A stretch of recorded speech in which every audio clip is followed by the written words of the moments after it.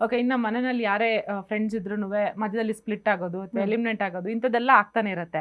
But ಮನೆಯಲ್ಲಿ day one ಇಂದ ಇಲ್ಲಿವರೆಗೂ ಒಂದೇ ತರ ಇರೋದು ಅಂದ್ರೆ ಹನುಮಂತ್ ಅವರು ಮತ್ತೆ ಧನರಾಜ್ ಅವರು. ಅವರ ಫ್ರೆಂಡ್ಶಿಪ್ ಬಗ್ಗೆ ನೀವು ಒಂದು ಚಿಕ್ಕದಾಗಿ ಹೇಳೋದಿದ್ರೆ. ಹನುಮಂತು ಮತ್ತೆ ಧನರಾಜ್ ಅವರು ನಾನ್ ನೋಡ್ದ ಹಾಗೆ ಮನೇಲಿರೋ ಅಂತ ಒಂದು ಪ್ರಾಮಾಣಿಕ ಆನೆಸ್ಟ್ ಸೋಲ್ಸ್.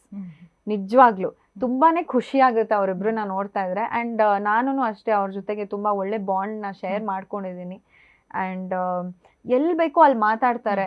ಅಂಡ್ ತುಂಬಾ ಪ್ರಾಮಾಣಿಕವಾಗಿ ಧನರಾಜ್ ಅವರು ರೀಸೆಂಟ್ ಆಗಿ ಉತ್ತಮನ ತಗೊಂತಾರೆ, ಆಲ್ ದಟ್. ಅಂಡ್ ಹನುಮಂತು ಅವರು ತುಂಬಾ ಸ್ಮಾರ್ಟ್ ಇದಾರೆ. ಅವರು ಮುಗ್ಧ ಇರ್ಬೋದು, ಅಟ್ ದ ಸೇಮ್ ಟೈಮ್ ಬುದ್ಧಿವಂತನೂ ಇದ್ದಾರೆ, ಸ್ಮಾರ್ಟ್.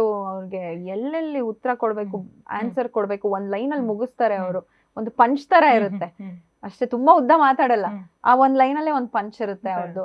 ಅವ್ರಿಬ್ರು ನೋಡ್ತಾ ಇದ್ರೆ ತುಂಬಾ ಖುಷಿ ಆಗುತ್ತೆ. ಅಂಡ್ ಅವ್ರು ಆಪೋಸಿಟ್ ತಂಡದಲ್ಲಿ ಆಡ್ತಾ ಇದ್ರು ಆ ಒಂದು ದ್ವೇಷ ಇರಲ್ಲ, ಪರ್ಸನಲ್ ಆಗಿ ತಗೊಳಲ್ಲ ಅವ್ರು ಏನನ್ನು. ಆ ಟಾಸ್ಕ್ ಆಡ್ಬೇಕು ಆಡ್ತಾರೆ, ಆಪೋಸಿಟ್ ತಂಡದಲ್ಲಿ ಆಡ್ಬೇಕು ಆಡ್ತಾರೆ. ಅದಾದ್ಮೇಲೆ ಅವ್ರಿಬ್ರು ಹೋಗಿ ಸೋಫಾದ ಮೇಲೆ ಕುತ್ಕೊಂಡು ಎಲ್ಲ ಮನೆ ತುಂಬಾ ವ್ಯೂ 360 ಡಿಗ್ರಿ ವ್ಯೂ ಅವ್ರದ್ದು. ಸೊ ಆ ತರ